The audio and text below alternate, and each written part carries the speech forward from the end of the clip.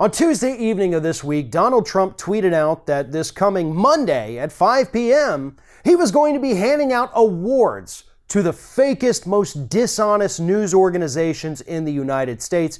He ended the tweet by saying, "Stay tuned." Now, we don't know actually at the moment if that was just a joke or if Donald Trump has actually made some award statues and he's planning on giving them to media outlets. But what we do know is that late night talk show hosts are absolutely having a field day with this tweet from Donald Trump. In fact, they like it so much that Stephen Colbert, the host of The Late Show, decided to campaign for one of Donald Trump's fakies, as Stephen Colbert called it.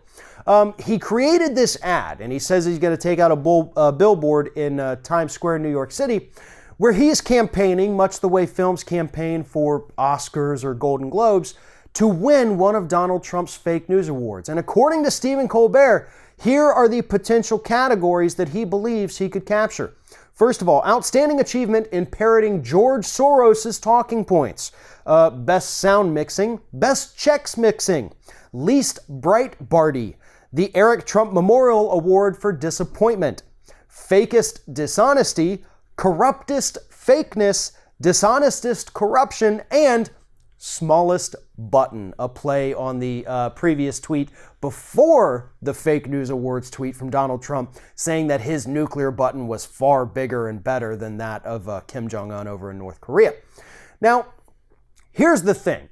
All of these little categories that Stephen Colbert created here, this, fakest dishonesty, corruptest fakeness, are meant to basically attack the Trump administration for their constant attacks on the media, claiming that everything that they don't like or that isn't completely flattering to them is fake or dishonest. When in reality, the majority of stories that have come out this year about Donald Trump have been 100% true.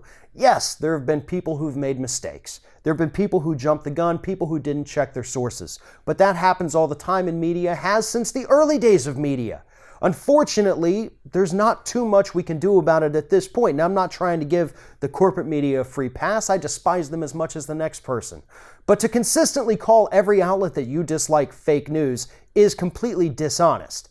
Most of the time, these outlets are getting it correct in pointing out the corruption and dishonesty coming from the Trump administration itself, and that is exactly what Stephen Colbert is trying to point out with these phony little ads that he's putting up everywhere.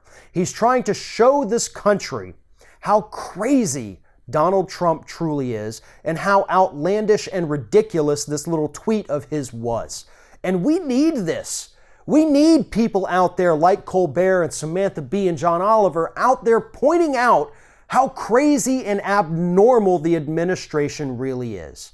Because when you get down to it, people like Jimmy Kimmel and Samantha Bee and Stephen Colbert and John Oliver and all the rest of them, they're the ones who have made the most headway since Donald Trump became president and have done the best job of explaining complicated issues in ways that average Americans can understand and realize what's actually happening in this country. Without them, without those voices out there, a lot of people who were on the fence about Donald Trump probably would have gone the other way. But thanks to them, thanks to their work, thanks to their humor, they have pulled people out of the Trump camp back closer to the center, and maybe, with a little hope, a little further to the left as time goes on. But the fact that we have these people out there who are willing to put their careers at risk by criticizing Donald Trump and making fun of him, even if their audience doesn't like it, shows that people are not afraid to stand up to this bully and point out, time and time again, that this is not normal. If you're thinking about subscribing to our channel, I strongly encourage you to do that. But if you're not thinking about subscribing, I would encourage you to start thinking about it, and then once you're thinking about it, actually go and do it. You can see the subscribe button right there on the screen, or if you're watching on a different platform, go to youtube.com/theringofFire.